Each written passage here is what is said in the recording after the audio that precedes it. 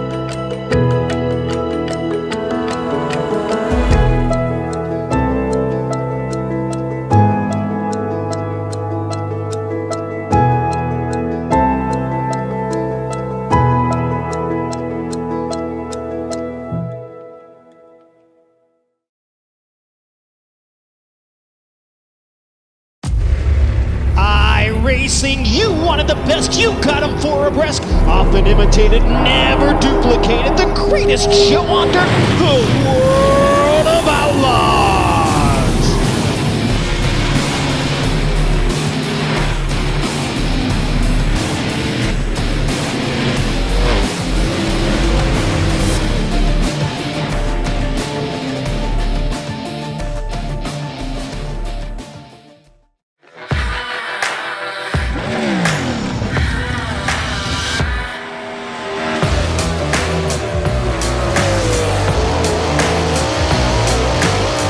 Hey guys, Christopher Bell here. As you guys know, iRacing is coming out with dirt, and it's been a long time coming. So I'm here today to kind of show you around the sprint cars and hopefully give you some insight for whenever you first drive it.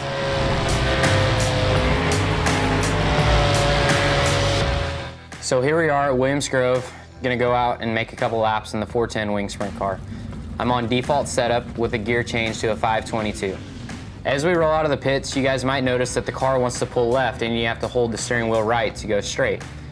That's normal for a sprint car because you have so much stagger, it's always trying to turn the car left. Once you get up to speed, that goes away. Going down the straightaways, Williams Grove has really long straightaways and really tight corners. The big wings on the sprint cars, it always wants to pull you left into the corner, so it doesn't take much steering wheel input to get the car into the corner. A big key for the wing sprint cars is that they always like to go straight. They don't like to be too sideways. So the less steering wheel input you can have and the straighter you can keep the car, the faster you'll go. As the track slickens off, you'll be able to play with the setup to get the car driving even straighter yet. And that's a couple laps around Williams Grove. So here we are at Eldora Speedway. I'm on baseline setup with a gear change to a 511. As we roll out at Eldora Speedway, one thing that you'll notice is that the corners are really sweeping and it's almost a circular shape. The big thing about Eldora is just keeping that steering wheel straight. The straighter you keep the wheel and the less steering input that you give the car, the faster you'll go. The fast line around Eldora will be right around the inside wall in the corners and then with a big arc towards the outside walls down the straightaways. Then once the track slicks off, you'll be able to follow the groove up towards the outside wall, where the famous Eldora High Line comes into play.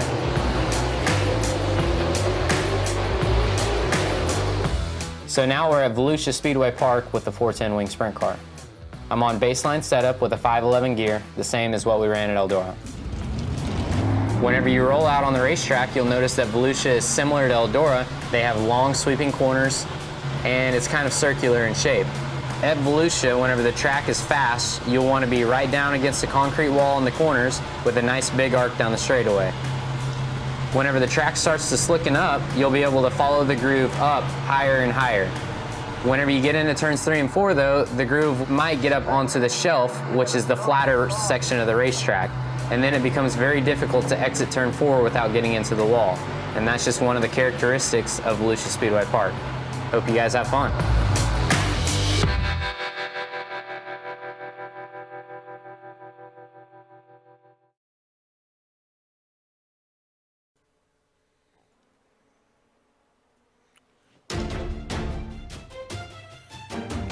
Good afternoon, ladies and gentlemen, and welcome to RaceSpot Race Day. It's the Formula Renault SimCup with Paul Smith and Jonathan Simon. Hello there, thanks a lot for joining us here. Spa-Francorchamps, the epic, historic Spa-Francorchamps. What a racetrack it is. Cool track temperature here today with mostly cloudy conditions. It's going to be a good race here, but straight away onto the grid. Martin van Loosnod then takes pole position ahead of Joni Silvasti in second, championship contender Silvasti. Third place, Josh Thompson, good qualifying from him, 0.003 of a second faster than Simone Maria Marceno in fourth place. Fifth is Alex Sadler with Fabrizio Donoso in sixth, Scott Newton seventh with Carlos Yarveza in eighth, Richard Arnaud in ninth, and Jan Schwitter in 10th place. The rest of your grid will be coming up on your screen, but we'll bring in Jonathan Simon here. And Jonathan, it's an iconic circuit of the Grand Prix series, and well, what a race we have in store for us today. Definitely do. Welcome everybody, and I think the run to La Source here into turn one in Formula Renault is going to be incredibly intense. This is a car I really like around this track, a very good combination when you've got open wheelers around Spa, drivers still taking to the grid, and this is where the nerves start to build up too. And this is one of those circuits where you really have to know and pre-plan your line into turn one, and obviously adjust based on traffic, but it just bottlenecks so tightly going into that first corner, Paul. I'm looking forward to this. Only 8 points between Silvasti and Marceno in the championship lead. Alex Sadler is in third place, a further 24 points behind Silvasti, so it's going to be interesting to see how that goes. But we're getting set then for the start of this race. The drivers on the revs there, waiting for the green light. Green light is on. Away we go then from the start, and it is a good start from Silvasti on the outside in towards turn one with Matt Van Loosnod on the inside. Van Loosnod is going to hold that inside line. Now, will everyone get through this first corner nice and clean? His car's running wide, and we've got one car round, and that is Michel de Jong straight away. So Michel de Jong not having the best of starts, but going through towards Eau Rouge and then Radion at the top of the hill.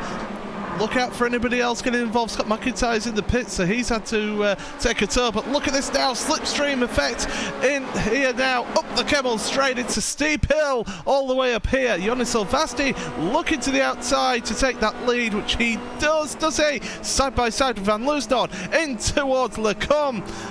Right, left, and then into the right-hander at Malmedy. Look at this battle for the lead. 4 cars battling away. Josh Thompson and Marceno.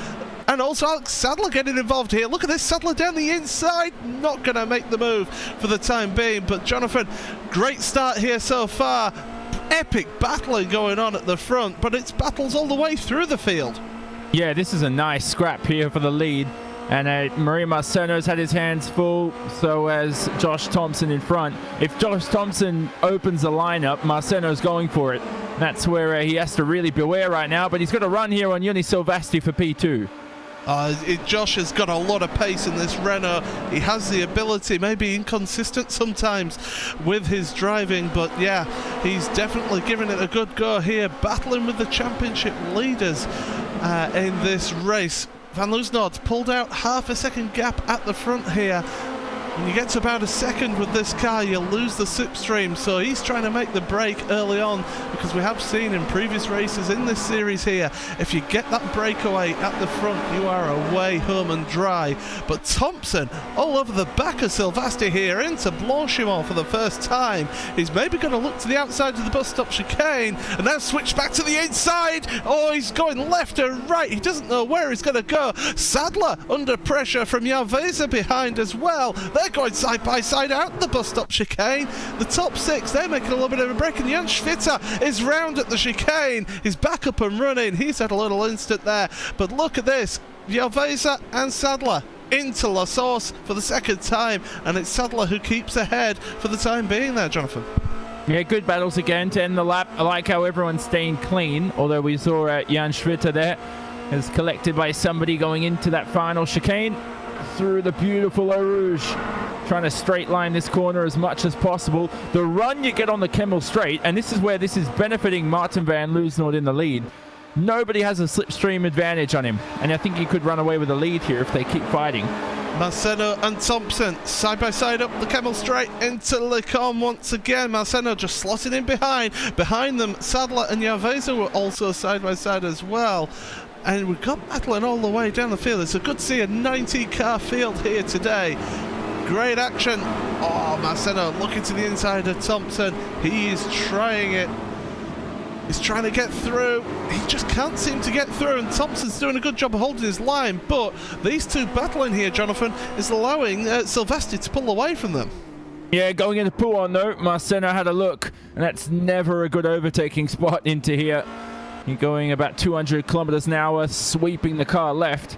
You just want to make sure if the driver in front really isn't going to give you any space going into there, so if you are going to attack, you have to be careful. But at the same time, no more cold tires anymore. So now everything's ready to go. No more excuses for mistakes, really, at this stage of the race. They go through now Curb Paul Frere. And, 20 minutes to go. And now we're already starting to see the field spread out. So quite surprising. I would have thought a bit more congested at this early stage in the race. I mean, you still got these close battles here. Silvestri's 1.3 seconds behind Van Loosenhoorn. I said once you make that break, he's going for it. And look, speaking of going for it, Marceno is all up on the curbs. Into the braking zone for the bus stop chicane, and he makes that move. He's almost out of control after hitting that sausage curb there. That checks them all up, and look at this now. Thompson, Sadler, Yarveza, all behind, all battling, trying to put the pressure on Marceno into La Source. Yarveza looking to the inside of La Source, a back end wiggling about there, and he's going to make that move stick there, Jonathan. Yeah, stamping on the brakes was Yarveza, and he almost lost the car too. So you're seeing a lot of these lockups where the rear end starts to snap. So a lot of that is just cold temperatures as well. It's just in terms of brake bias too. So you really have to manage that as best as you can.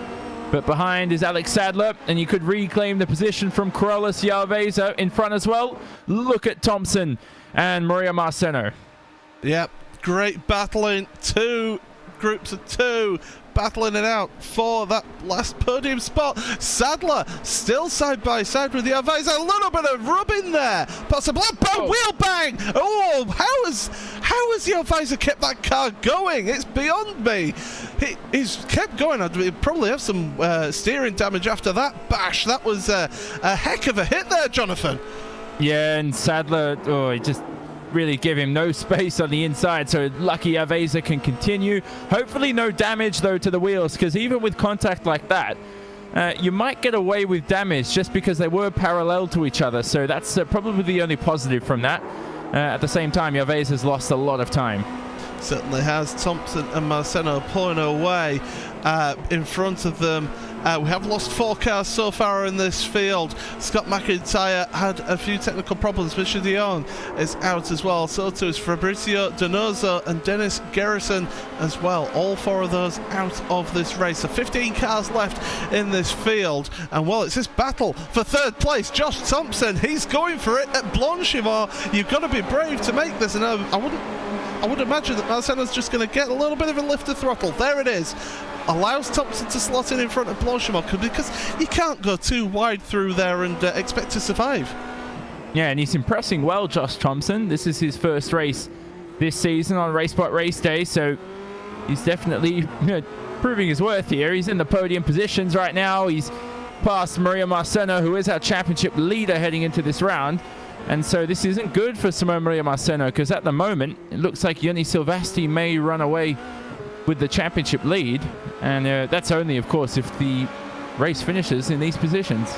Yarveza making his move on Sadler into La Source. I've got Eric Andre behind as well, so Andre is just quietly come up behind these two in his battle away. Look at Sadler all over the gearbox of that Yarveza car. And now here's an Eric Andre. They're going to go 3 wide up the Camel Straight. Yes, they are. And Eric Andre looking to the outside. You've got Sadler in the middle, Yarveza on the inside. Will this be a big crash, or will they all keep out together? Sadler got out of that one early, and Eric Andre makes it past him. But Yarveza stays in front for the time being. Great battle between these 3, all battling over that 5th place. Yeah, that was Schumacher, Hakkinen and Zonta again, just having replicable memories.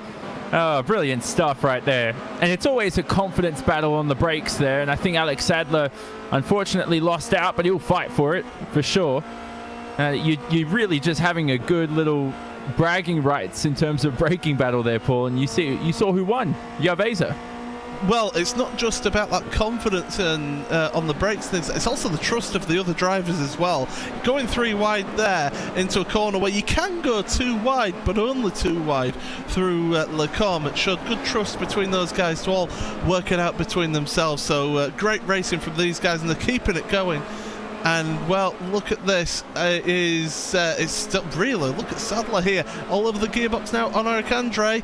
And, well, Gervais is making a run for it. And I saw Eric Andre make a mistake, so he slid, was 4-wheel drifting, basically. I like to use that term a lot. And that's put him into the clutches of Sadler, who's up the inside here into Blanchimont and slots his way through. Good fight, but look at Eric Andre. You could find the position here around the outside as they break into the final chicane. There was a little snatcher of break there from an Eric Andre as well as he got onto the curb into the bus stop chicane. Thompson's pulled away from Marceno slightly there, so we'll keep an eye on this battle. Look at this, just 0.2 of a second between Sadler and Andre. Onto the brakes at La Source. And, well, going down the hill now. Andre, he doesn't want to be too close going into Blanchimont, into Eau Rouge. He wants to just have that little bit of a gap here, get the run through, up through Radillon, and this is what he's going for. Oh, sorry, Paul. I was clutching so hard right there. That's so close. And Andre pulls out of the slipstream, and I think he should have this position, because last time we saw Alex Sadler in a braking battle, he didn't win. Here they go now.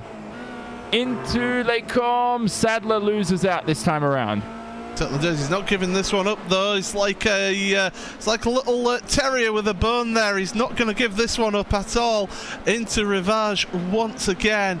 And we're on, what, lap 5 of this race here, just to keep you up to date. Matt van Loosnord in the lead of this one by 2.8 seconds ahead of Joni Silvasti. Third place is Josh Thompson, who's now best part of a second ahead of Simone Maria Marceno. Then you've got Carlos Gervais in 5th place, and it's this battle here on Eric Andre and Alex Sadler 6th and 7th. Richard Arnault is not that far behind them either. Oleg Foka up into 9th place, and Scott Newton rounds out your top 10 in this one. But it's this battle through the Fagnes chicane, heading towards Stavelot, and hard onto the brakes. Second gear corner, clip the apex, run it wide. He's run a little bit too wide there as Andre. That's going to give Sadler the run here through Paul Freyer, and here we go again towards Blanchimont. And well, we saw him make the move here last time. Sadler's going for it again, Johnny. Yep, here he goes up the inside. Oh, it's so tight through this left-hander. Oh, that's close. They go parallel with each other, only a freckle between them. And on the exit of Blanchimont, they keep clean. So into the final chicane. Sadler again being outbroken by the driver of Eric Andre, but I think he's won that position there. Good stuff from Alex Sadler. He just almost lost the car there, Paul. Kept it stable, had the grip. Good poise from Alex Sadler. And there's a reason why, apart from Maria Marceno and Silvasti, he's our other only race winner this season. Yeah, certainly, and well, we might get another race winner here today, because Matt van Loosnord, as I say, 2.8 seconds ahead at the moment. He is pulling away. He's giving it everything he can. Here comes an Eric Andre once again. Eau Rouge, Radillon. Look at the run he gets through Radillon. Look at the slipstream. He's pulling out to the left early already. They go up the Kemmel straight. It's uphill all the way here. And, well, he's already made that move stick. He carried so much speed through there. And, well, 150 miles an hour you hit at the end of that Kemmel straight into the chicane at Le Combe. Malmedy. And he's got that position, but, well, Alex Sadler, he's just not giving this one up. And, well, so he shouldn't. Yeah, they just have to watch out, though, because Richard Arnault could be gaining some time on these two. The more and more they scrap, they'll get themselves in trouble. And so there's no timeouts or naughty corners here. You're just going to lose positions. So as they head into Pouhon right now, the both of them. Love this corner, by the way. Love this corner, Paul. You just throw the car in, ease it, nice on the throttle and the exit. You don't want the rear end to step out too much. I think the the third springs do a lot of work, your ride heights as well. These guys have put in a lot of work. I know I also spoke to Ollie Quirker yesterday, who's down there in P9. He's put in quite a bit of work for this round, so I think he'd be disappointed with P9. Yeah, he's although saying that he has gained on his qualifying position, started 13th, so that's good work from him. And Eric Andre, by the way, 12th to 7th here, 12th to 6th, sorry. And well, look at this. They're going around the outside of Blanchimont. Sadler, he's trying it. He's going to hold that line there for the inside of the bus stop chicane. I know, because do you know what? Andre, sorry, says, you have it. You have the breaking point, Sadler. All sorts of crossed up on the exit of that bus stop chicane. Well, there we go. Look at this. Across the line they go, and Arnaud is gaining on these two last lap by just short of 3/10 of a second. So these two battling away. He's not helping each other. Arnaud 1.7 seconds behind as they're going down the hill now towards Eau Rouge once again, Jonathan. Yeah, I think they're faster than Arnaud. It's just when they battle, that's when Richard starts to make up for the time he's losing. Jan Schwitter as well down in P11. He's incredibly close to Scott Newton going into a Rouge. Here they go now. Newton over the curbs. Oh. Schwitter seems to have very close right there, Paul. Andre was on the grass going up the Kemmel straight. I could see that battle behind Newton and Schwitter going in towards Lecomte once again. It's going to be Schwitter around the outside taking that position. But yeah, Andre was on the grass. Oh, and Schwitter's gone. He's upside down. He's in the wall. Oh, big drama. Goes around. Oh, he just lost control and bang. That's all his mistake there. He's done that himself. Yeah, well, hopefully he's all right, but that's, you know, he'd be shaken up by that in terms of wondering how he made such a dramatic mistake. He'll probably just step out of the cockpit, just be like, okay, what went wrong? It looked like he just lost the car on the throttle. There was just no grip there, and it's just a very weird corner to lose the car too. I've hardly seen many drivers lose the car there on the exit. I thought he carried a little bit too much speed into the first part of Lecomte, and then that's then gone through onto the second part. He clipped the curb, and that's unsettled the car, and away he goes. Now we're looking at the battle for third and fourth place, because that is slowly been gaining back again. Marceno has been catching up once again. He was over a second behind a couple of laps ago. He is now just 7/10 of a second behind, so he's really trying hard here. I'll just have a look here. So yeah, it must have been a mistake somewhere from Josh Thompson last lap. Marceno was 2/10 of a second faster, so not the biggest mistake, just maybe a little snatched brake or something there, Jonathan. And that's all it takes with these cars, just one little mistake and you lose a ton of time. Yeah, and he was in a good battle too, so he's lost out on that, and you never want to see someone in their race when it seems to be getting exciting, but regardless, can't change it now. Race over. Van Loosnord leading away, and not to take it away from everybody else, but I saw a race result yesterday where Van Loosnord won by about 19-20 seconds, so to see him today only 3 seconds up. Can't remember how long that race was though, Paul. And so apart from that, 3 seconds though, still a good advantage right now. It's only been how long? It's been 25 minutes. I can't even do my math. What's that? Well, we've got 15 minutes, yeah. We've got 18 minutes that's gone. Yeah. And well, in fact, I'll tell you, we've got 8 minutes remaining in this race, so 25-minute race. It's you know, really, it's just counting down now. You're talking what, a 2-minute 15, 2-minute 14 lap time around here, so we've not got that many laps remaining. You'd be looking at about what, 4 laps possibly at the end of this one. So Van Loosnord is that far ahead that he could be pushing that. So we'll keep an eye on that. But this battle, third place, it's the final step in the podium, and Marceno needs to do this for the championship. He needs to just lose as little points to Silvasti as possible here, Jonathan. Yeah, that's true. The only way you can do that is to actually get past Josh Thompson in front. And I think he's getting closer and closer towards the latter stages of the event. So I think this is the moment of the event where you might see some momentum change for a few drivers. And I think just based on mental strength, other things as well, how focused they are, how much of a rhythm they are in. And this is the first time we've seen Josh Thompson this season, so we don't know his tendencies. And on that note, look at Maria Marciano. He's getting closer and closer. 7/10 the gap, 8/10 now. So let's have a look this time around as they cross the line. Josh Thompson with a 2 minutes 14 point. Timing screen should update sometime soon. I have no idea. 2 minutes 14.4. There we go. 2 minutes 14.4. Maria Marciano, 2 minutes 14.5. So he's actually lost a 10th at the end of that lap, Paul. And, yeah, he has. Yeah, definitely not good. The thing is, Thompson, and I've seen him racing a couple of races previously. I've actually raced against him. Well, I say raced against him. I've shared a track with Josh Thompson once, and he is a quick driver. He has got that ability. From what I saw, like I said, this was a while ago. Was this? He would get a little bit excited if he was involved in a battle. So I think that, you know, and I know that he's been working on that to try and sort of calm himself down, keep himself in that groove.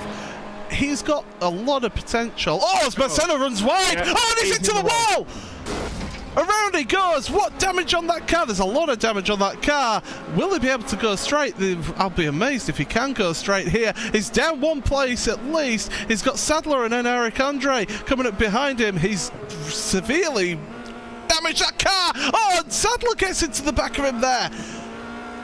I know he's a wounded duck there, but come on, you know, just back off a little bit there. And now Sadler's got a front wing damage. Here comes Eric Andre looking to the inside of Puo. All of a sudden, one little mistake there from Maria Marciano, and that's a championship well up in the air here. And now on Eric Andre, looking to the outside of Vanya Chicane, contact with Sadler.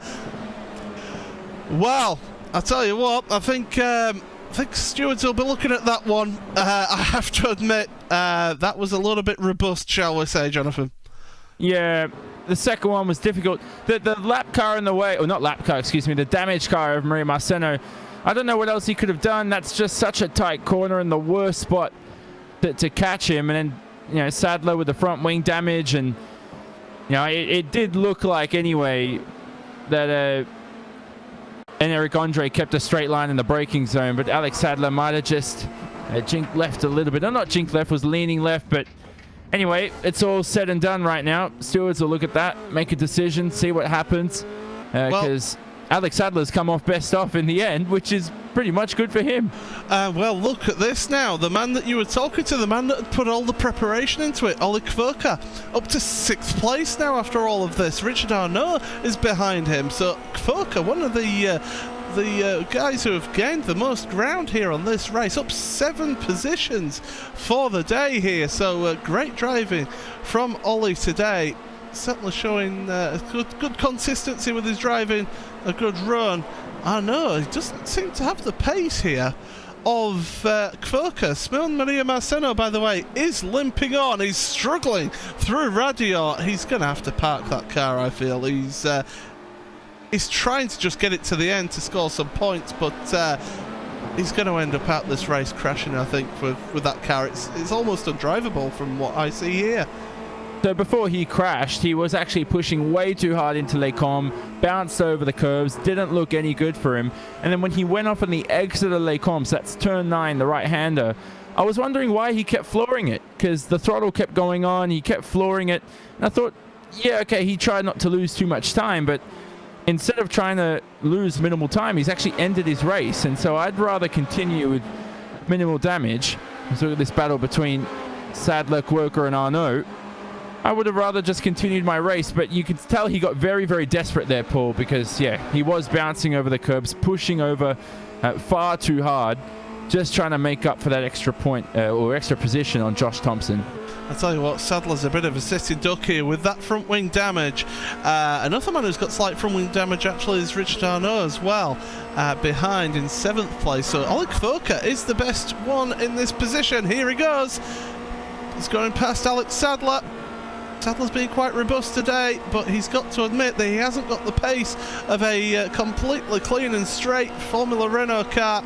Through Blanchimont they go.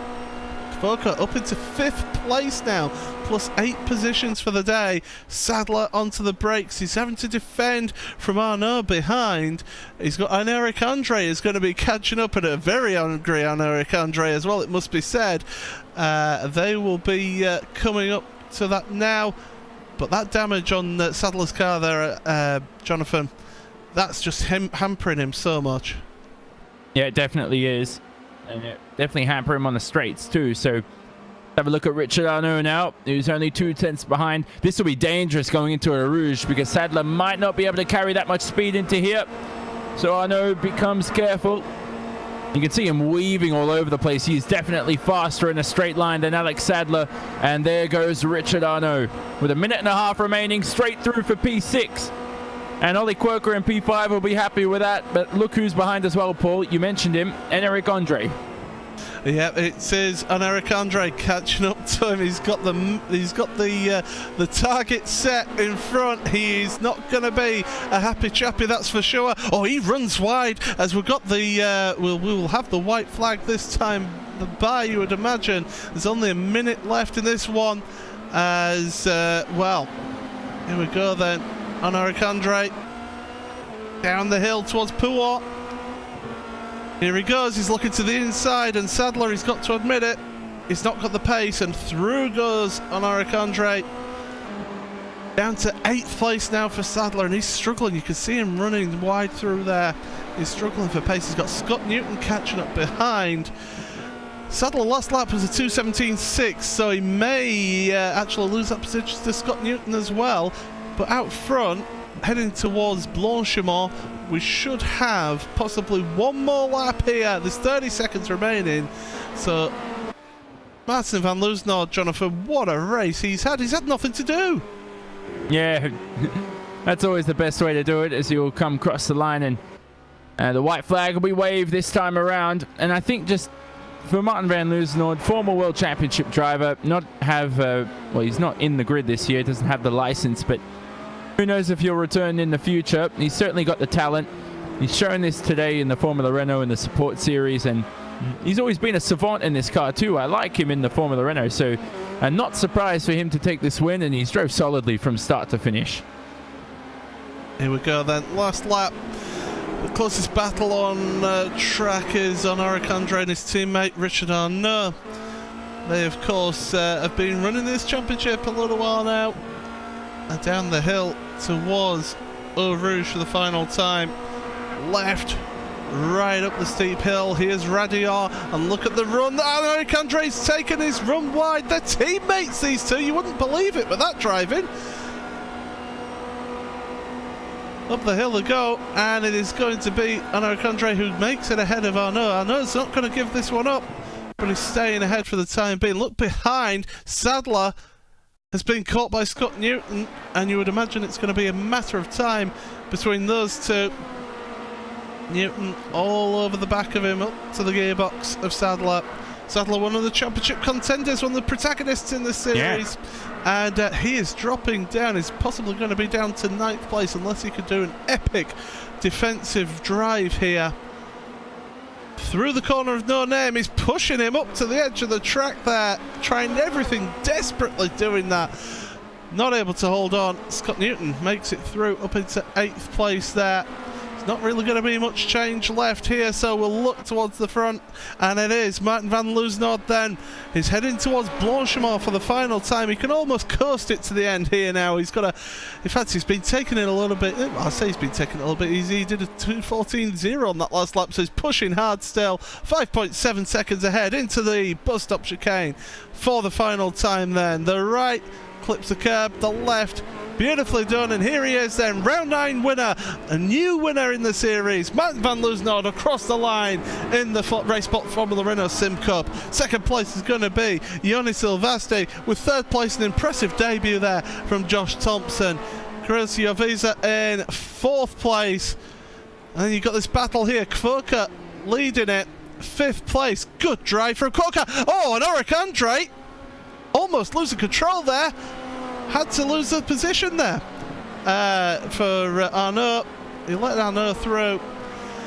So that's it. That's those positions done. We're just waiting for the final few cars to come through. But, well, Jonathan, just sum up that race for us there today. Yeah, fairly straightforward. Nice battles, bit of clumsy mistakes here and there. And that's just an experience with guys who are in the sports series. So it's all a learning curve for them here. But they're all got a lot of passion too. And you saw the passion in Maria Marceno with his driving too. He was trying to push for that extra position, push for the podium. He's going to come cross the line now with all that damage. And unfortunately, only a P13 for him. But a good race so far. And hats off to Van Loosnoord. And a very big hats off to Joni Silvasti, who will end up taking the championship lead coming out of this round. And with only 3 rounds remaining after this, it's going to be very, very exciting. Suzuka, Nürburgring, then we have Circuit of the Americas. And Joni Silvasti will surely hope to be champion of them all come the end. Okay, well, that's the last of the cars through, so let's round up your results here then. In round 9 of the RaceSpot Formula Renault SimCup, and it is Martin van Loosnoord who takes the win there by 5.8 seconds ahead of Joni Silvasti in 2nd place. Josh Thompson, great debut, started 3rd, finished 3rd. He has done a great job there. Carlos Giovinazzi then 4th place from 8th, good driving from him. The progression of the day here for today is Oleg Kvoka in 5th place from 13th on the grid. Richard Arnault 6th ahead of his teammate on Eric Andre, where they swap positions right there at the end. Scott Newton 8th. Alex Sadler will be disappointed with that down in 9th place. Lorenas Vitacanunas in 10th place ahead of Ian de Vried. Simone Maria Marceno then is showing on my team screen is in 12th position in the end there with Jamie Wilson 13th. Kim Short is the last of the runners, and then the cars that did not finish: Jan Schwitzer, Dennis Guerrerson, Fabricio Donoso, Scott McIntyre and Misha de Jong all out of this race. Over to you, Will. What can I say? What a race we've had here today at Spa-Francorchamps, and this is the first of 3 here today, a part of RaceSpot RaceDay. Of course, a prelude to the iRacing World Championship Grand Prix Series. We will step aside for just one moment, and when we come back, we'll break down what just happened. Watch Ernie, go, go, go. Car right, car right, car right, car right. Watch, watch. Damn it. Get ready. Dude, more heads up in that. Jeez. Right on the back wing. Can he make it happen? Yes! Push like hell. We gotta stay in front of these guys. Both drivers on the push to pass. Contact in the pit lane. All right, sexy. Let that eagle fly. What do I do? What happened? Push here. Push hard. Let's go get this guy. Car outside. Through behind you. Toe. Clear outside. Good job. Just spun behind you. I don't know if you got him or not. He got out of it so hard. Look at these guys are all over the back. Full throttle. IndyCar. The in and out lap. What's next? Come and get the checkers, big boy. Oh, baby, that was good. He hit me. Inside, inside, outside, inside, outside. The 2017 Verizon IndyCar Series. See what's next.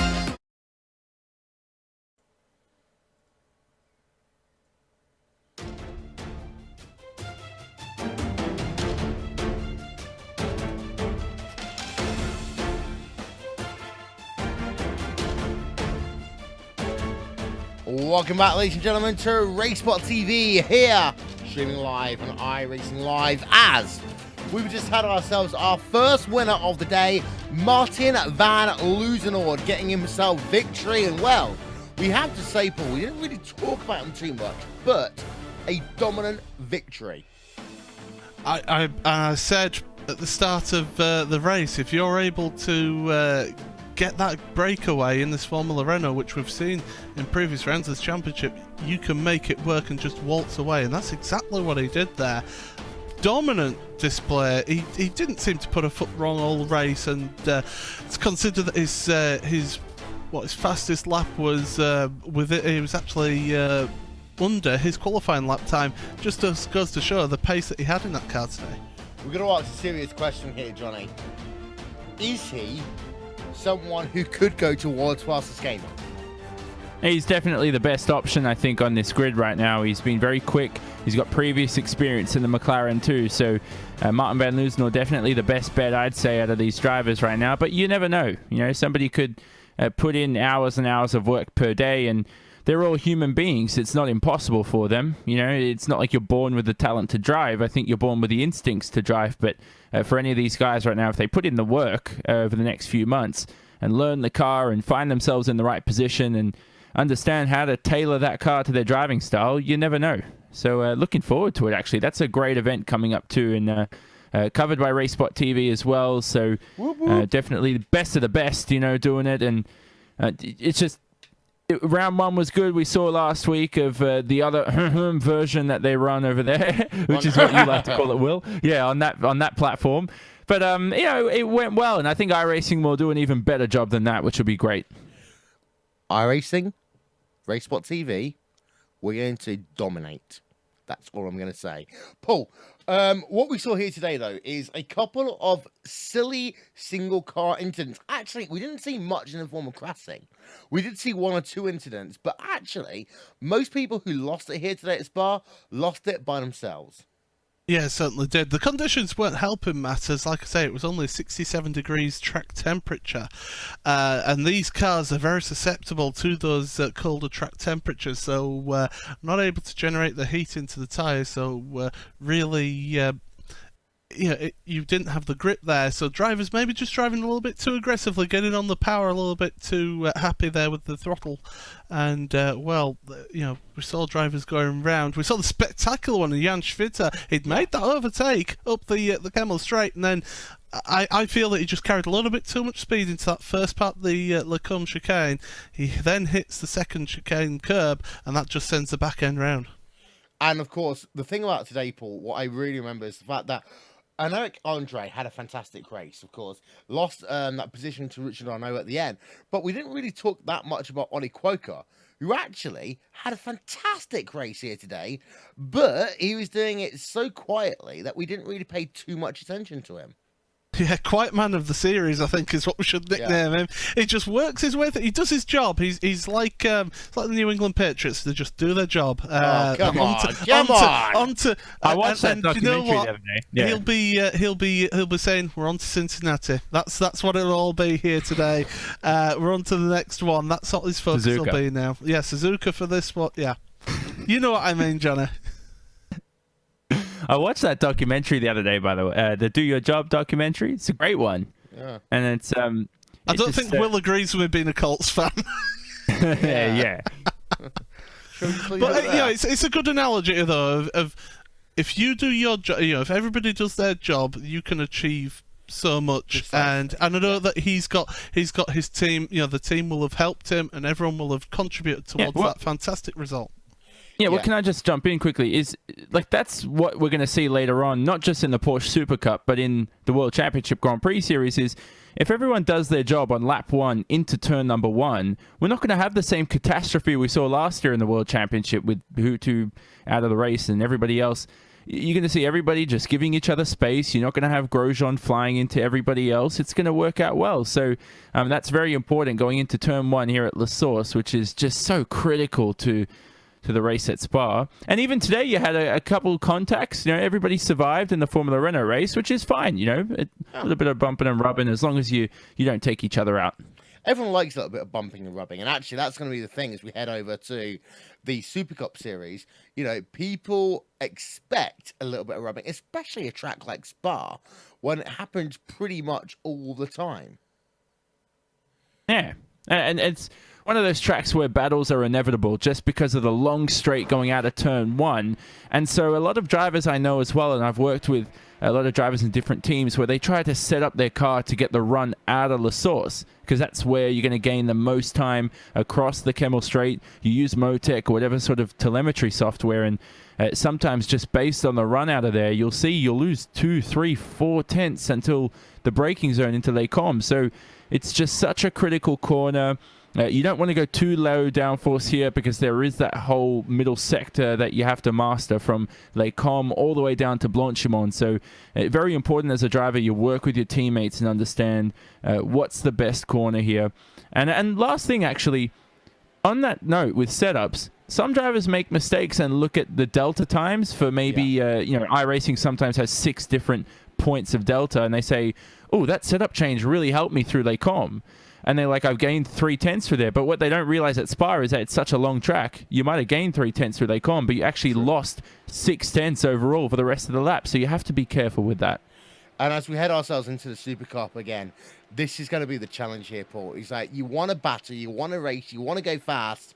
Hi, Sonic. How's it going? Mania is amazing. But at the same time, you've got to remember everything else that is going on around you. And we've seen with this Super Cup as well, the action that we have, the close racing that we have, we should hopefully have a big grid here, because Spa is a favourite track of all the drivers, and in these types of cars it's absolutely spectacular to drive in as well. We should be in for a good race, and those drivers, they've got to work together.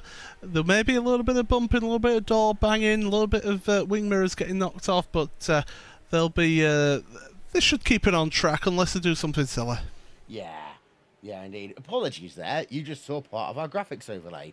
Oopsie daisy. But yeah, next, ladies and gentlemen, here on RaceSpot TV, it will be time for the Super Cup. The drivers are currently doing themselves some stuff. They have got themselves 8 minutes left of qualifications. And when we come back, it'll be time to go racing. One more time. It will be fantastic, of course. We'll be here.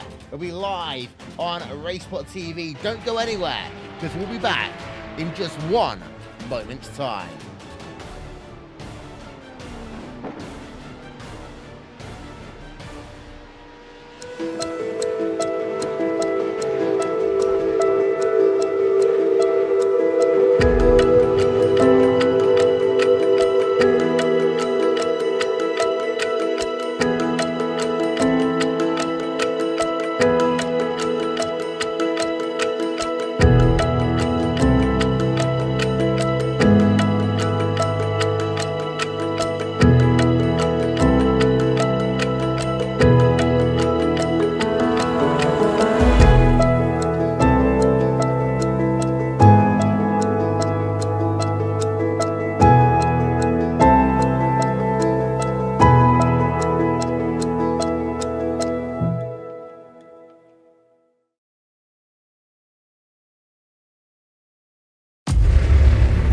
iRacing, you wanted the best, you got them 4 abreast, often imitated, never duplicated, the greatest show on dirt, the world of outlaws.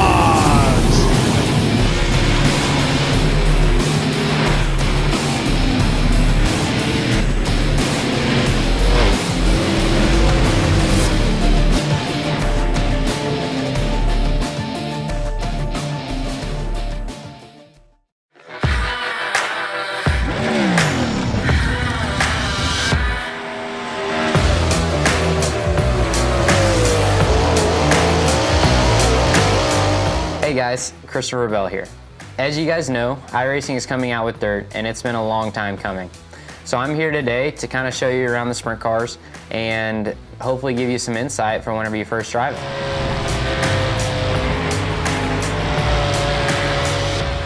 So here we are at Williams Grove, gonna go out and make a couple laps in the 410 wing sprint car. I'm on default setup with a gear change to a 522. As we roll out of the pits, you guys might notice that the car wants to pull left and you have to hold the steering wheel right to go straight. That's normal for a sprint car because you have so much stagger, it's always trying to turn the car left. Once you get up to speed, that goes away. Going down the straightaways, Williams Grove has really long straightaways and really tight corners. The big wings on the sprint cars, it always wants to pull you left into the corner, so it doesn't take much steering wheel input to get the car into the corner. A big key for the wing sprint cars is that they always like to go straight. They don't like to be too sideways. So the less steering wheel input you can have and the straighter you can keep the car, the faster you'll go. As the track slickens off, you'll be able to play with the setup to get the car driving even straighter yet. And that's a couple laps around Williams Grove. So here we are at Eldora Speedway. I'm on baseline setup with a gear change to a 511. As we roll out at Eldora Speedway, one thing that you'll notice is that the corners are really sweeping and it's almost a circular shape. The big thing about Eldora is just keeping that steering wheel straight. The straighter you keep the wheel and the less steering input that you give the car, the faster you'll go. The fast line around Eldora will be right around the inside wall in the corners, and then with a big arc towards the outside walls down the straightaways. Then once the track slicks off, you'll be able to follow the groove up towards the outside wall, where the famous Eldora Highline comes into play.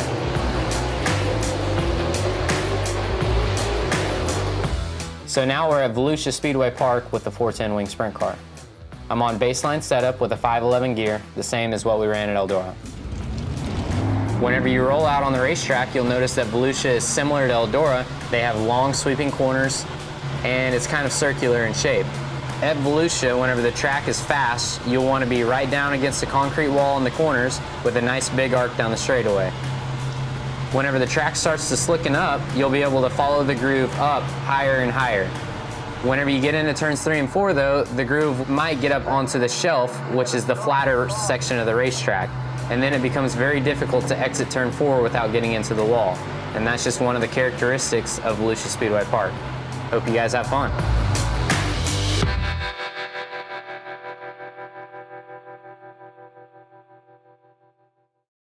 The NASCAR Beginner Series powered by iRacing is the premier NASCAR eSports series featuring the cars and tracks from the Monster Energy NASCAR Cup Series. The 2016 campaign saw a return to the top of the mountain by Ray Alfalla as a 3-time NASCAR World Champion.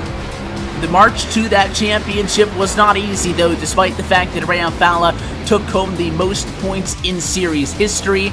It just also happened to be the tightest championship fight we had ever seen. These guys are set for the 2017 campaign, and as it has been for the 7 years prior, it is no longer going to be a straight shot to the championship. We are going to see the biggest change in this championship picture in series history, as for the first time ever, there will be a chase for the championship.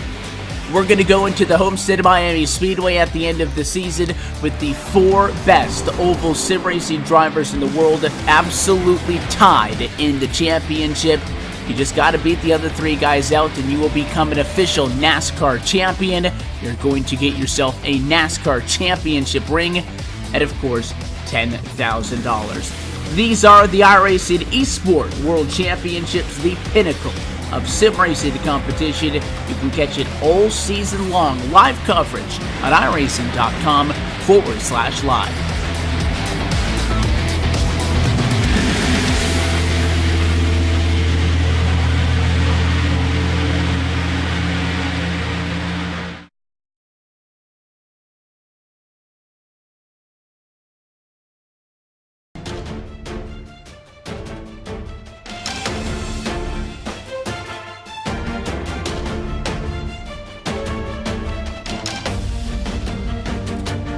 Ladies and gentlemen, welcome to the Supercup here on RaceSpot TV, streaming live on iRacing Live as we are getting ready to go racing in qualifying in just a couple of moments' time. We're back here at Spa. Track conditions have brightened up a little bit here. Now 65 degrees air temp. It is still cloudy, but there's a bit more sun in the air, and that actually is important, Paul. Certainly is. It's going to help these drivers in the opening few laps of this race, because cold tyres on these cars, we've seen how twitchy they can be. Track temperature though still is looking at about 67 degrees Fahrenheit, similar to the Formula Renault race, so it's still going to be tricky out there. You're going to be seeing plenty of locked up front wheels, and you're going to have lots of wheel spin coming out of corners here with this car putting its power down. So definitely going to be challenging, but nice 19-car grid once again. So same amount of cars as the Formula Renault. Should be a good race, and it's great to see a lot of the Finnish contenders coming back after last time out, where they were missing due to their huge event, televised event, of course. Yeah, of course. We're talking about esports there. We're talking about what happened in Finland 2 weeks ago. And it was a fantastic event, actually, that Finland represented on national TV there. They had themselves a Finnish Sim Racing Association going head-to-head in what is a fantastic battle. Of course, you've got the opportunity to be a part of history. Coming your way soon here on RaceSpot TV and on iRacing Live. It is your chance to be the world's fastest gamer. 4 weeks worth of action broadcast here on RaceSpot TV for 4 Sundays from the 17th of September for 4 weeks. Yes, it might be the start of the NFL regular season, but who cares? We'll bring you the biggest, the best, the most extensive coverage in all of sim racing as we put iRacing's contender into World's Fastest Gamer alongside iRacing driver Bono House and also iRacing driver Gregor Hutu. But also, don't forget, in terms of NASCAR Peak Anti-Free Series powered by iRacing, you've got yourselves now the Chase. 4 drivers have themselves the opportunity to go for championship glory, but now, for the first time in NASCAR Peak Anti-Free Series history, they must deal with that famous Chase situation. That will be coming then here to you live on RaceSpot TV and on iRacing Live in the coming weeks. And well, Johnny, that is something to look forward to. Definitely is. The best of the best will be in that one. And so I'm always looking forward to the the various events we have on RaceSpot and iRacing these days. From many years ago, I remember when I first joined RaceSpot, 24-hour events were a new thing. Now it's starting to happen regularly, and now you've also got more and more big things coming. And I just hope that this constant evolution of sim racing keeps on occurring. Yeah, I'm very glad there is no adult websites for that to click through there. But important to note as well, of course, that the next round of the iRacing World Championship Grand Prix Series pool will be taking place, of course, in about an hour's time. No one has beaten Martin Kroenke this season. But now the pressure's on because we've had ourselves that 1 week drop week reprieve. Now, if you make a mistake, it really is going to matter. So yes, Kroenke has a banker of almost a race. In fact, he has a banker of a race, but he can't put a foot wrong in the last 4 rounds of the championship. Well, this is it. The heat is being turned up now. Four rounds of the championship left.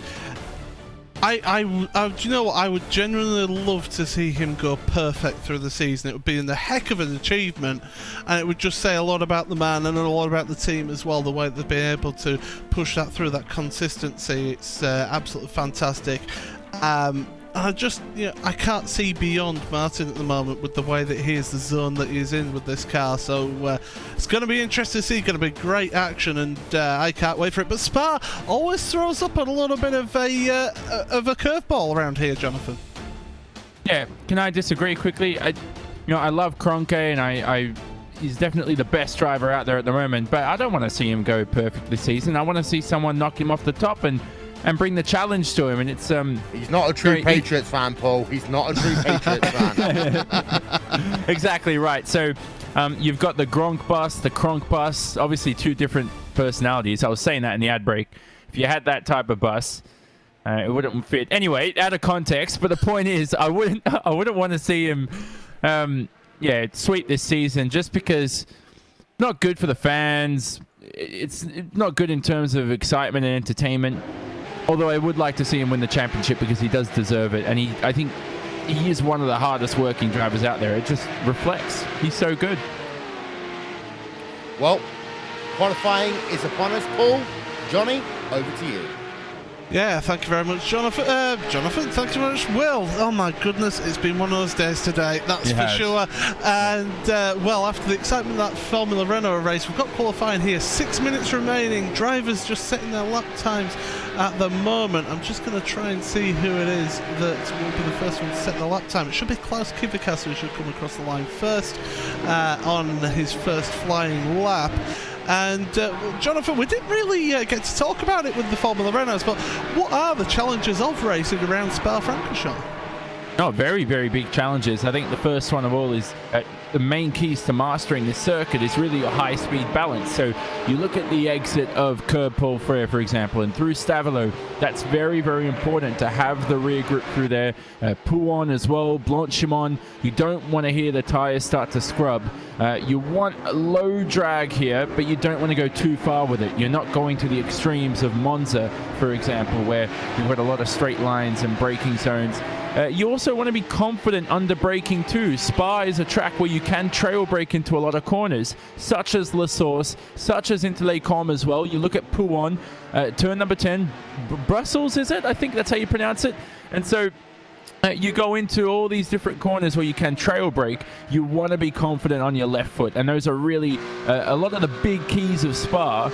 And at the same time, though, everybody knows the keys. It's just how well you execute them, and that goes back to the whole sporting, do your job, Patriots mentality. Turn number 10 is Ravage, the long sweep, the long right-hand hairpin. Yeah, excuse me. Yeah, I'm getting that mixed up. Yeah. What's the other one? Oh, go on. Okay, for those of you wondering, Bruxelles and No Name Corner and Corner Paul Frere are basically the same thing, right? Pretty much. So, No, the corner Corner- after no. Ravage. No, not Kurt Paul Frere. Kurt Paul Frere is before Oh yeah, Blanchimont. Corner Frere is the other one before Blanchimont. But yeah, No Name Corner and Bruxelles are basically the same thing. It's a corner. You can call it what you want, if you're going to be honest. Yeah. It's the corner after Ravage. Yeah, correct. Excuse me. I was getting Ravage mixed up with No Name Corner or Bruxelles, Brussels. I don't know what they pronounce It was that. once called Liège, I remember it being called as well. Oh, really? Yes. Wow. I didn't know that. But yeah, it's a challenging track, though. Getting back to Yeah, the yeah, point, the it's moral all of the about that rear grip is important. Rear grip, so exactly. Rear grip's so important. Going through Les Combes, the exit of Les Combes, very underrated in terms of rear grip. You don't see it. You don't feel it, but you can see it in terms of lap time. Is that you lose a lot of time through Les Combes if you don't have rear grip, because that's about applying the throttle through that corner. Anywhere where you really have to apply the throttle here, which is a lot of these corners, you really have to, because there's such a long run onto the preceding straight, succeeding straight, that you really need to be able to have a good confidence on the right foot too. So the rear grip's very important. Looking at your lap times here, Joshua Rogers, great to see him at the top of the timesheet, a 2:18.8 ahead of Alexander Thieve. He's 2:19.1. And Mario Bertolotti, we've not really mentioned the championship actually. We'll do quickly here. David Williams, of course, was here last time out, and he's taken the lead of the championship. Only one win this season so far for him, but he is 15 points ahead of Mario Bertolotti. Third place is Joni Häkkinen, who of course missed out last time, so too did Klaus Kivikas.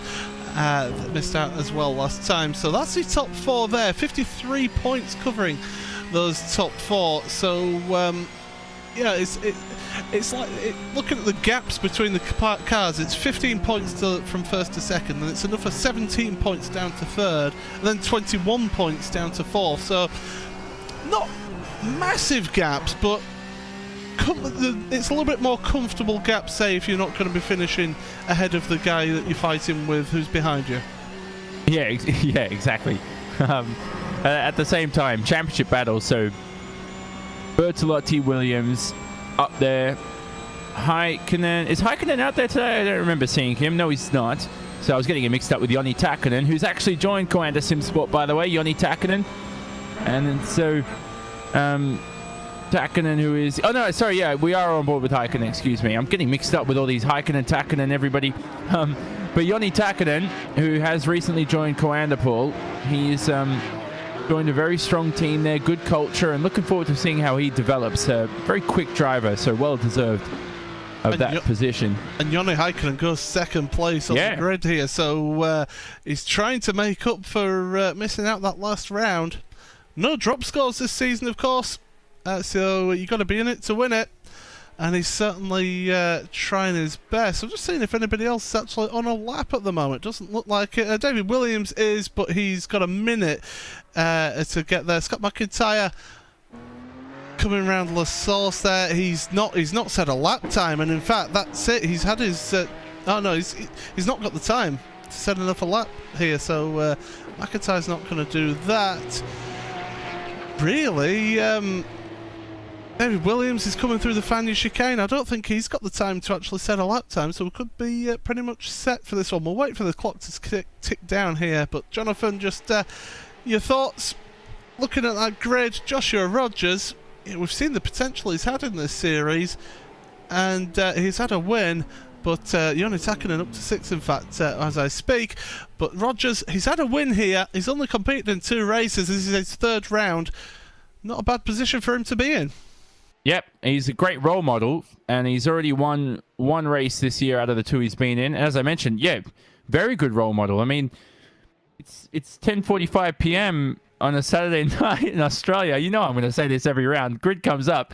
He's not out there getting drunk. He's out here racing and putting in work on a Saturday night. Good job for Josh Rogers. That is Joshua Rogers then on pole position, a 2:18.7 ahead of Joni Häkkinen. 2nd place, 2:18.8. Alexander Thieb in 3rd place with Mario Bertolotti, only a few hundredths of a second behind in 4th. Klaus Kvykas and Joni Takkonen then round out top 5 and top 6, with David Williams, championship leader, in 7th place, Greg Stewart in 8th, Scott Lanark in 9th, and Daoud Karone in top 10. So that's your top 10. The rest of your grid will be going through screen as well. 4 cars not setting a lap time here. So that's going to be interesting to see those cars come through the back here as we get ready for the start of this one. Driver's got a few minutes, just a minute or so, just to get gridded up here for this one. But just quickly, Jonathan, David Williams, 7th place, championship leader, is behind all of his championship protagonists there. I think he does make up a lot of positions in the race just out of sheer IQ and being smart, especially at this point of the event. Into turn 1, lap 1, he's very, very smart, makes up positions. I wouldn't be surprised, obviously, if he finishes this race ahead of his starting spot, but heading into turn 1 at La Source, big braking zones, longer than we had in the Formula Renault, just because this car has so much weight on it compared to those lightweight open wheelers. Green flag about to be waved. Red lights about to illuminate, and pure racing about to happen. Look at those Coanda cars down there on the grid. Certainly, last car to come onto the grid, and we will be all set for half an hour around Spa-Francorchamps. Revs rise. Look into that gantry, looking for the green light. Green light comes on then.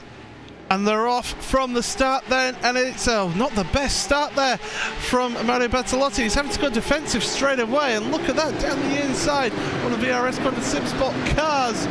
Williams, and who's that round? That's Klaus Kvykas. He's around, and there's another car involved in that as well, Michael Healy. Disaster at the first corner. Through to Rouge Recover, and it is Joshua Rogers in the lead of this one, ahead of Alexander Thieb, who's sideways through Radio. Incredible car control to keep that one going. We've got cars going 2-3 wide up the Kemmel Straight here. Look further back in that pack. 3 wide up the Kemmel Straight. It's going to be all about the brakes. We've got all sorts of drama going on, Jonathan. Scott Lanark was so optimistic, tried to make it 3 wide and go up the middle of Williams and Mario Bertolotti there, 2 of the championship challengers, and he really put his foot in the battle there. And look at the top 3 though, incredibly close, and hats off to Alexander Thieb. That's one of the saves of the season there. That car had no chance of staying in a straight line, although he did have some great car control and proved us all wrong. It certainly did. A little bit of throttle control, a little bit of opposite lock, and he managed to get it through there. So it is Rogers in the lead of this one, 0.6 of a second ahead of Alexander Thieb in 2nd place. Joni Häkkinen though, putting the pressure on here, looking towards the Fanny chicane. In fact, Thieb's run wide there through the Fanny chicane. That's going to allow Häkkinen, looking round the outside, carry the speed around the outside there. He's going to have the inside for Stavolo, and that's the position gained then to Häkkinen, up to 2nd place now in this one. He started 2nd, so he's got back up into that position, and now he's got to try and chase down. Joshua Rogers has already got a 1.1 second lead there at the front. Mario Bertolotti and David Williams, they're battling it out as well. Thieb isn't going to give up that battle with Häkkinen, so it's battles all the way through. Philip Rotsal as well, side by side with Jamie Wilson, heading in towards Blanchimont for the first time. Those two giving each other room, giving each other space. Good respect from your field here, but across the line for the end of the first lap then. Joshua Rogers in the lead, second place Joni Häkkinen, third place Alexander Thieb, David Williams, Mario Bertolotti and Scott Lanark round out your top 6 there, Jonathan. Yep, good stuff from everybody on that first lap, although we had symmetrical spins with Kvyat and Michael Healy, who are down the back of the order. Here's a scrap for P11 too. And look at Alexander Thieb there during the back of Joni Häkkinen. He was trying to get the run out of La Source. It looked like a good one. He's getting the run through Eau Rouge and Radion.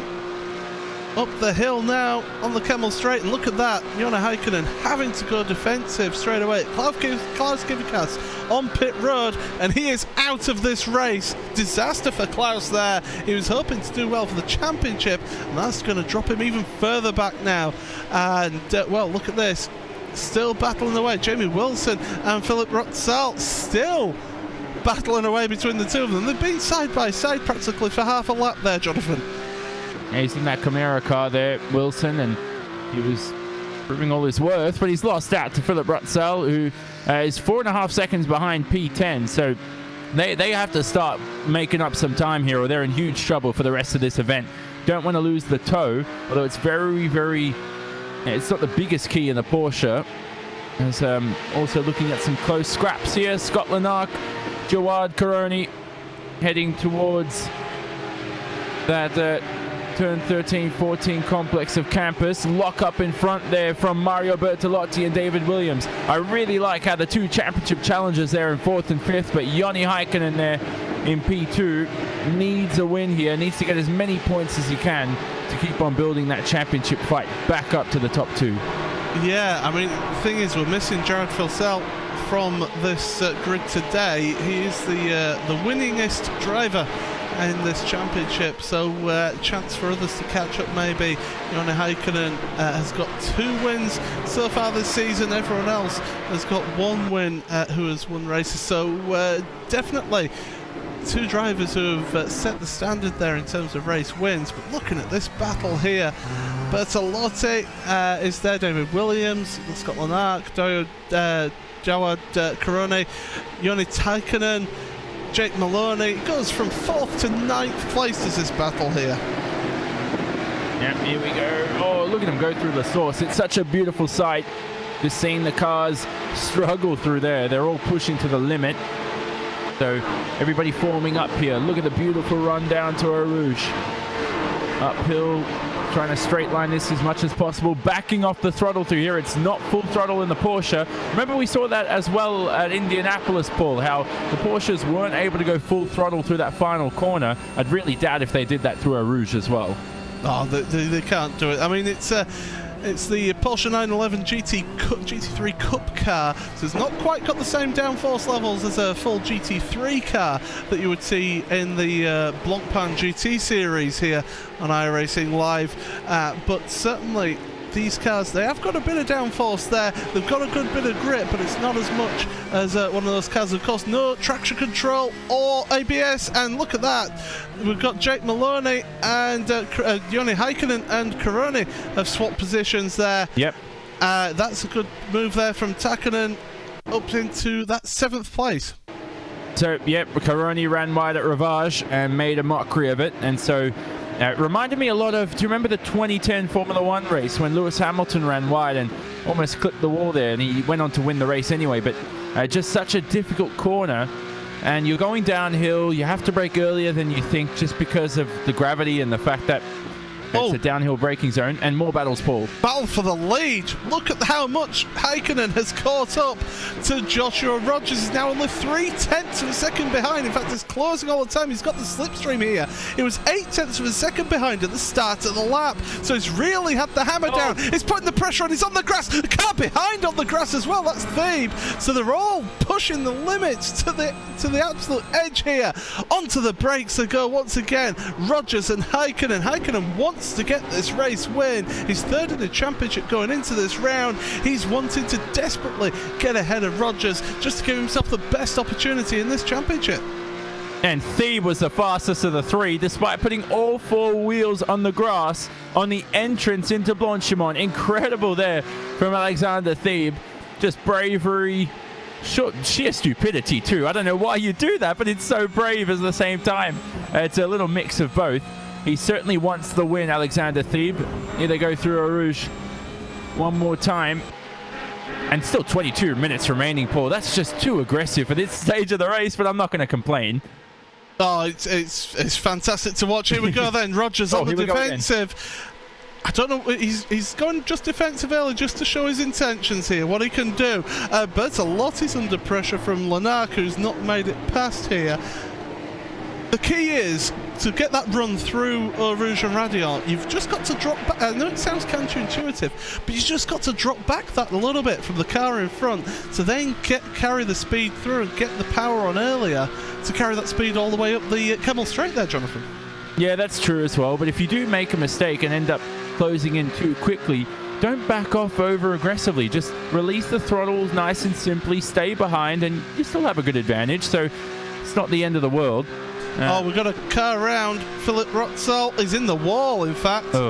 I think he's had a little bit of a coming together at Rivage. It was on the entry to Rivage. Oh no, back end just stepped out and it just kept on going round. And that's a self-spin. That's a mistake from him. He locked up the rears and around he goes, Jonathan. Too. Yeah, a bit of a rage quit too. I think he could have continued there and still made up a few positions. So he's out of the event anyway, and that's his day done, along with Klaus Kivikas. Scott McIntyre has continued. Michael Healy, despite that first lap spin, he's made up a lot of positions here. He's already up into P14, so he was one of the two drivers, along with Kivikas, who we remember was turned around in that symmetrical spin. Here they go, the top leaders through Blanchimont. That was incredible. Thought Rogers was going to lose control, and he had the outside wheels on the entry to Blanchimont there through the bus stop chicane. And this is the racing that you can get here at Spa-Francorchamps. These cars that create more of a draft, they create more of a slipstream. And just to explain to people who maybe don't know about that, it's where the car in front creates a hole in the air behind it. That means there's less air resistance for the car behind. So coming up behind, it makes it quicker, it makes it easier to catch up and to keep that speed, and that is what's happening here with these cars. They create a big hole in that air, Jonathan, and well, Häkkinen is making the most of it, and Thebe is just tagging onto the back of them. Yep, big wide Porsches, so you'd expect that hole punch in the air. And Thebe's made a mockery of Eau Rouge, has he? But look at the top two, a lot better. Here's Häkkinen going for the lead into Les Combes. He's going for the inside, late on the brakes is he? Rogers carries that speed in, locks up the wheel slightly, looks almost out of control there going through Les Combes, but holds that lead for the time being. And I think this is going to be the battle that will be just carrying on throughout this race. If Rogers keeps ahead, I think Häkkinen's going to have a difficult job, but you do get the feel, Jonathan, that Häkkinen just has that little bit of extra pace, race pace, over Rogers here. Yeah, what a cracking race. I mean, he's definitely got the race pace.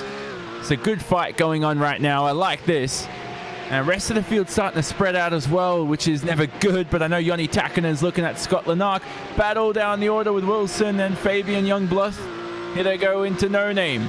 Side by side between the two. And look who's behind. Michael Healy, who spun on the first lap. He's making up positions. Almost three wide through Pouon as well, Paul. But there's Michael Healy going through one, maybe two going into campus, possibly. A great job there from Healy. He's regaining. Accidents! Healy is turned around. He's into the wall, and in front as well is Jamie Wilson. Oh, goodness me. And that was looking like a good scrap until it all went to pieces. But look at the lead. Yeah, the lead battle still. Rogers just once again. I wonder if he's using that to help turn the back end of the car around Blanchimont. It's certainly helping him. That's it, to carry the speed through there. Hard onto the brakes, over the curbs, once again at the bus stop chicane. Oh, Häkkinen back end drifting out there. It's not the cleanest way of getting around the corner, not the fastest way, but it's spectacular. It's great to watch there, Jonathan. Oh, yeah, you got me excited too. I like that. Oh, geez. Here he comes into La Source, though, and Rogers gets a better run. You saw the line that Rogers took through La Source. That was beautiful. And he's going to gain as much time as you think. Yep, he has. Look at the time he's gained into this long run into Eau Rouge. And Häkkinen's made a couple of mistakes here. So he's going to have to just slowly make his way back up, Paul. We saw what happened to Simone Maria Marceno in the Formula Renault race. He tried to push too much into too few corners. There's 17 minutes left. Just take it corner by corner, slowly by slowly, and make the time nice and easy. Joni Täkkönen battling away with Scott Lennart.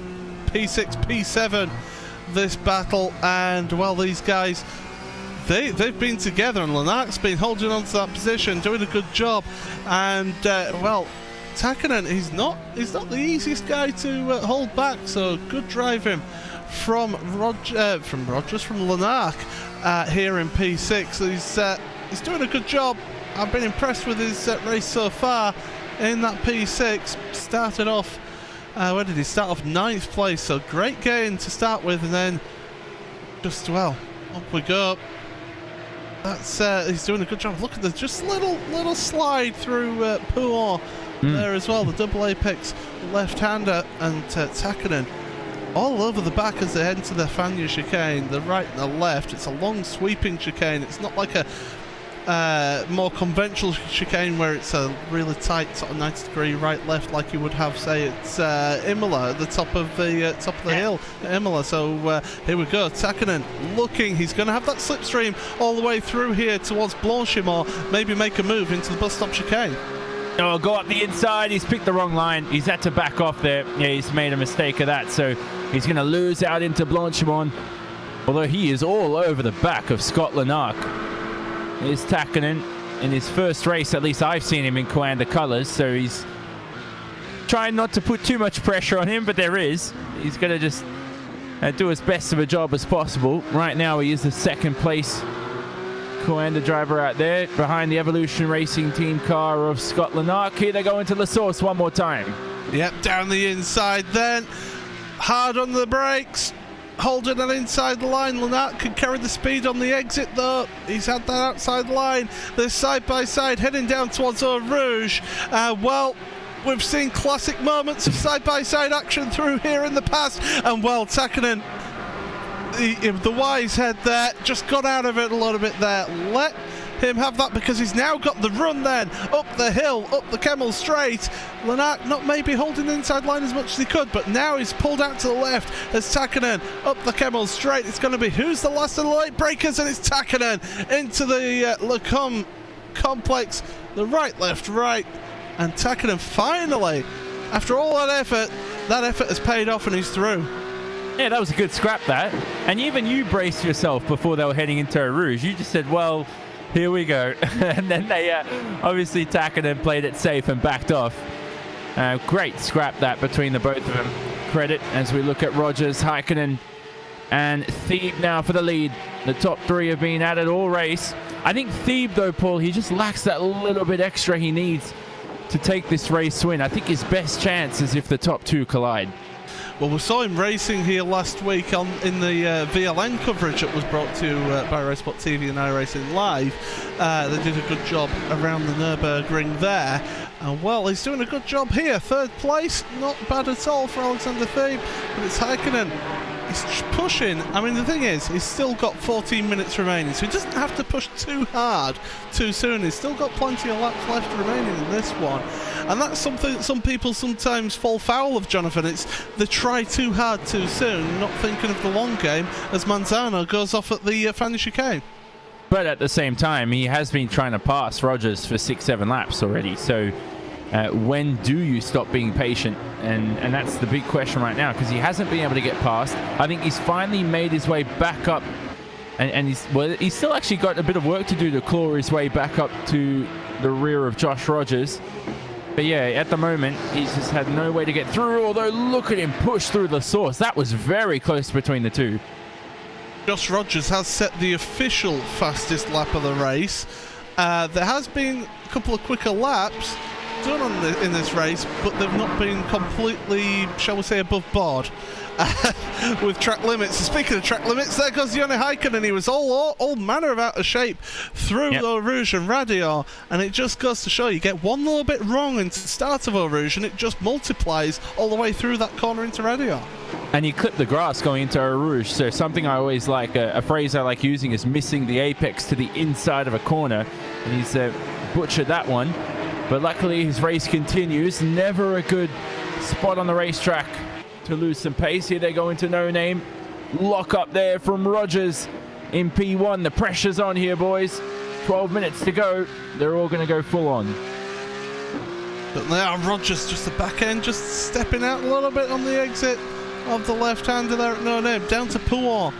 Once again, left-hander, double apex. Häkkinen. He can sniff the opportunity. Oh, it's Rogers and Häkkinen both from wide. Thieb keeps it on the track. So two of the three running off track there, but through the Fania chicane again, you can see that Häkkinen's car just hopping a little bit. That shows you how stiff the suspension is in this car, and really just hopping through that chicane, through Paul Freyer, and the run to Blanchimont once again. And these three, they're staying pretty much stagnant at the moment, although the front two are just dropping Alexander Thieb from the back of them here, Jonathan. Yep, exactly. So I don't think Thieb has the pace to really sustain any reasonable pressure on these two. But he will be satisfied with a podium nevertheless. So I think to keep David Williams behind, that will also please Joni Häkkinen, who's going for the championship. Through the final chicane one more time. On the exit. Rogers really strong this race, Paul. He's hardly ever put a foot wrong, and he's still in the lead. This is impressive. Well, as we say though, he's got a 50% win ratio in this series. Race 2 won 1, and he's going for that 66% ratio then. No, it's not a ratio, it's just a percentage. You know what I mean? 2/3. 2 out of 3. 2/3, that's a ratio.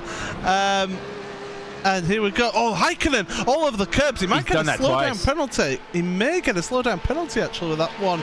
And he was all 4 wheels off over the curb there. Manages to keep it going, but he's 6/10 behind now up the Kemmel Straight. So Rogers, he's keeping it clean. Häkkinen is all over the place through there. Yeah. Sorry to get in your way.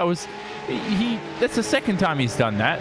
And he's really playing with fire. You don't want the slowdown, as you mentioned, Paul. That's a really good point you brought up, is that a slowdown will put him behind Alexander Thieb. So in terms of making time back up to Rogers, he's also going to make a pass too. So very critical he doesn't get the slowdown. Got Lennart's coming under pressure from Corone.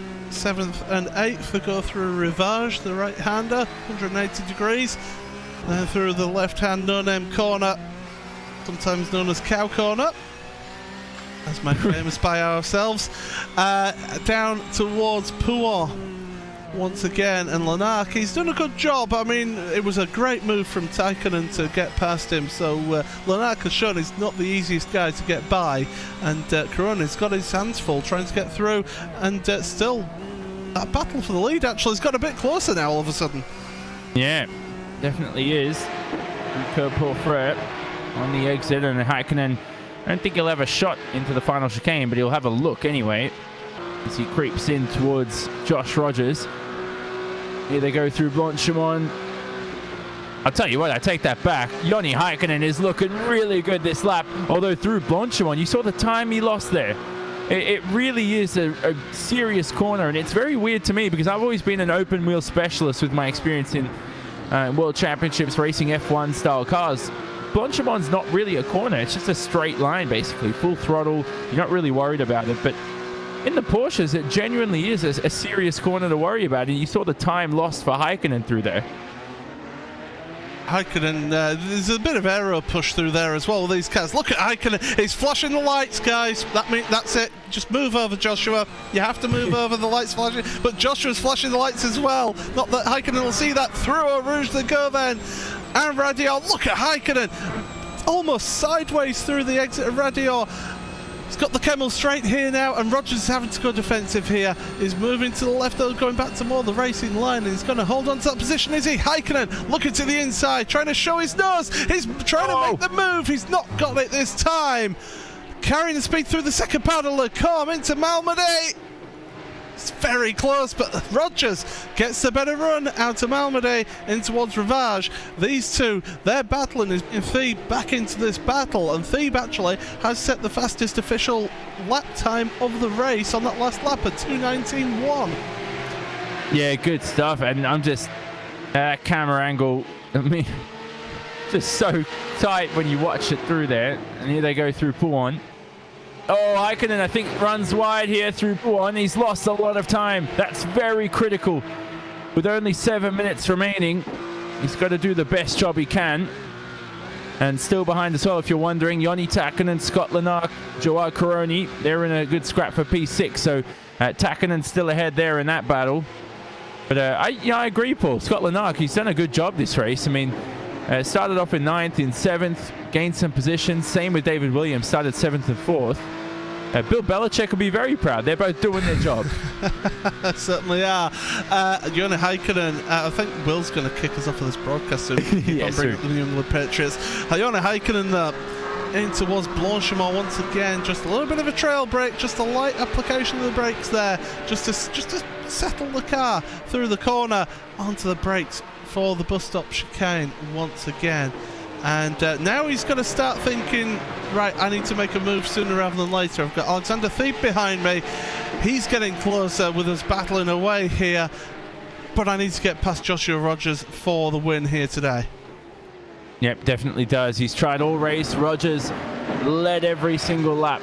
And he's never looked back since then. But the race isn't over. And this is that point of the race where you really don't...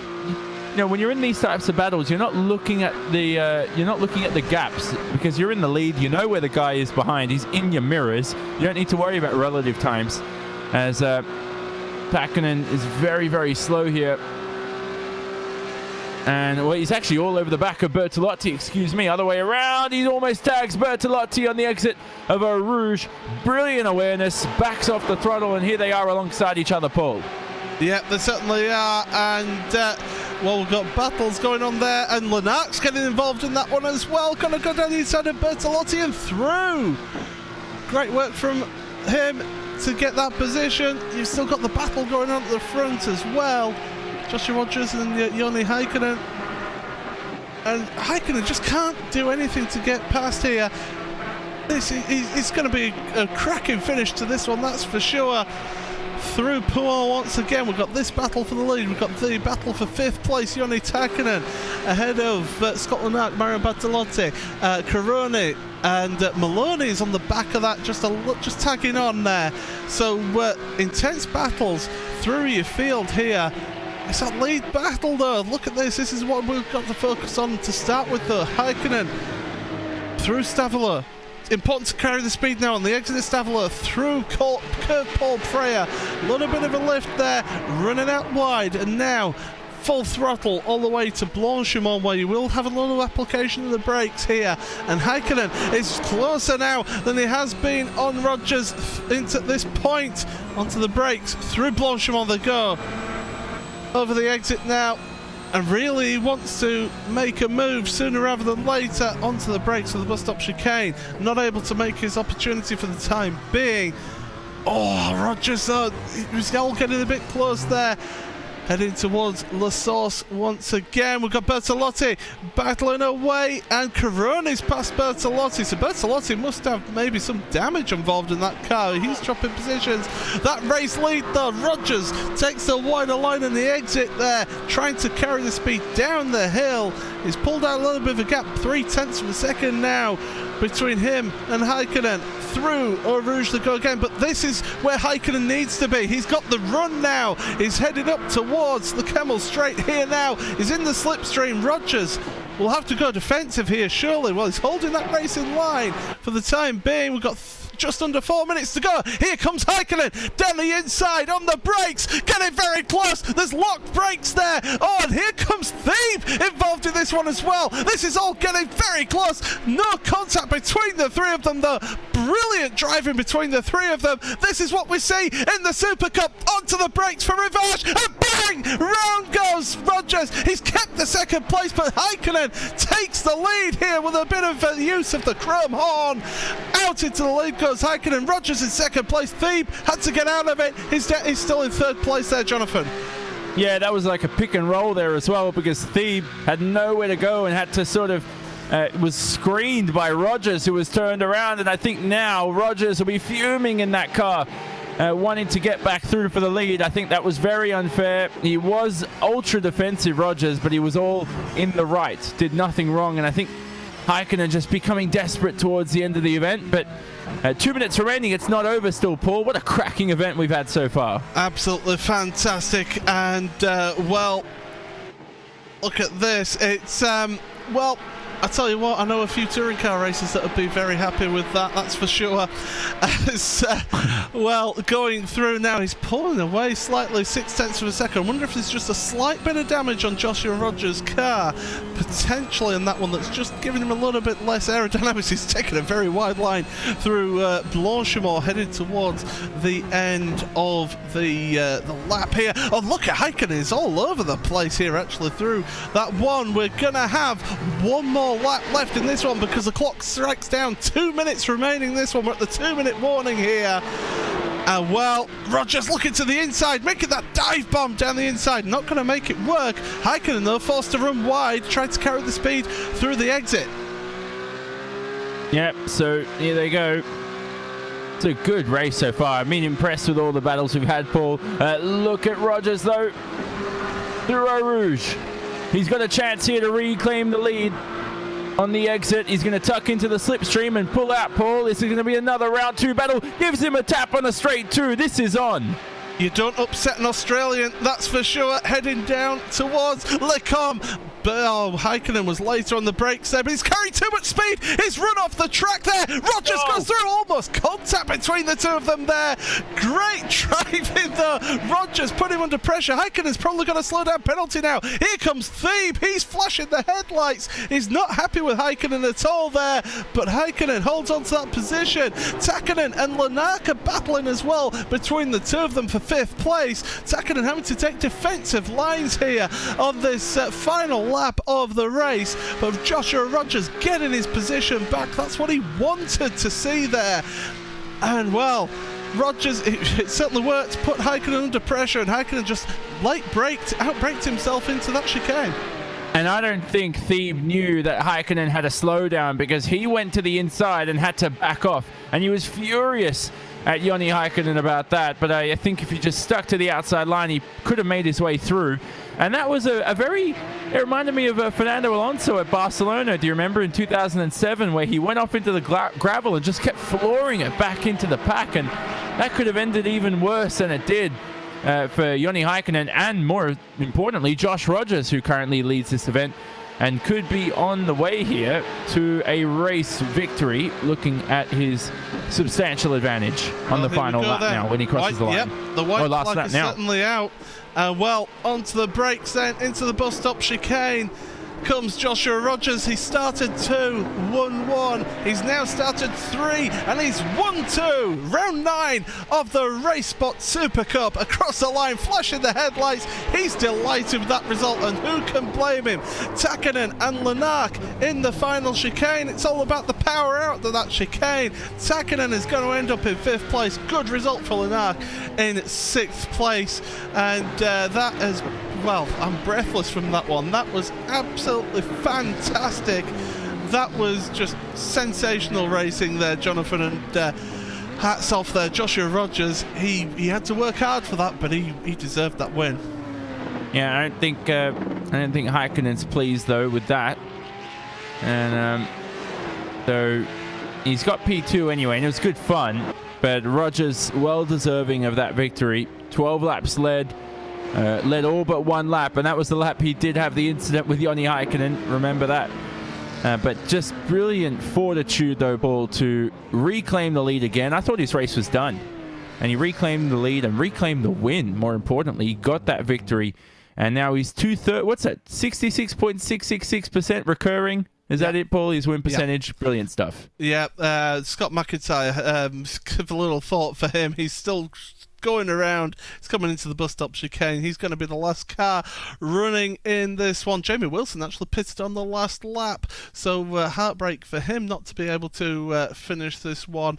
But we will then, once Scott McIntyre goes across the line, which he does now, we will be able to take you through your final results then, and it is Joshua Rogers who ends up winning this one by 1.2 seconds ahead of Joni Häkkinen. Häkkinen, who led at the start of that last lap, but ends up in second place. Alexander Thieb, good result for him. Third place, starting in third place. In fact, the front three finishing where they started. David Williams, good drive from him. 7th to 4th for that one for the championship leader. Joni Häkkinen, 5th place, just ahead of Scott Lanark, who did a good job in 6th. Joad Corone in 7th place. Jake Maloney, 8th. Julien Jobard in 9th and Craig Stewart in 10th. Mario Bertolotti, though, championship contender, down in 11th place. Fabio won both 12th. Daniel Manzano 13th, with Scott McIntyre, the last of lead lap runners, on 14th place. Then Jamie Wilson finished up in the pits in 15th. And drivers who did not finish: Claudius Vide, Michael Healy, Philip Rotzal and Klaus Kivikas didn't even make it to the end of the first lap there, Jonathan. And, Will. Yeah, that was interesting, wasn't it? We had ourselves there a Super Cup here on RaceSpot TV. We had ourselves a winner. Jonathan, final thoughts. That was a brilliant race, and Rogers, great role model, not going to the pub to get drunk at this time of night for an Australian, and he grabs the race win. So, as I said, all the kids out there who want to be like Josh Rogers, look at the result. He takes a brilliant victory, led 12 of 13 laps, had the fortitude, had the mental strength as well to stay in front of a very, very quick Joni Häkkinen, and I'm very impressed as well, Will. And the perfect sort of warm-up to our World Championship race later on in a few minutes' time. Qualifying coming up, and if this was this good, just wait for the World Championship. Who's going to knock off Martin Kroenke and get him off the Kronk bus? Surely somebody today. I'll tell you one thing, Johnny. Joshua has been watching Formula 1 over the last few years. You know why? Why is that? First of all, here's why. Secondly, because of the fact that he's learned a very important message, Paul. Bernie says, don't drink and drive. Yeah. Sorry, Paul, that was... Yeah, that was aimed at me, but thank you for taking that, Jonathan. He does say, Bernie does say, don't drink and drive, and Joshua is showing exactly why you don't. You end up winning races. Yeah, indeed. So, Häkkinen second place there. Alexander Thieb rounding out your top three. That is it. That's all we got time for then on RaceSpot RaceDay. But don't forget, we have got ourselves the 9th round of the iRacing World Championship Grand Prix Series coming to you in just a few moments' time here on RaceSpot TV. So don't go anywhere. Stay where you are. Because for Martin Kroenke, he could be on the edge of glory.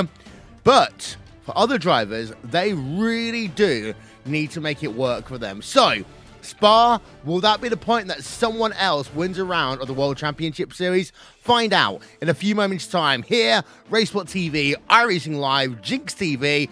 Will Vincent, Paul Smith, Jonathan Simon. We'll talk to you in a couple of moments' time. Thanks for checking out RaceSpot RaceDay.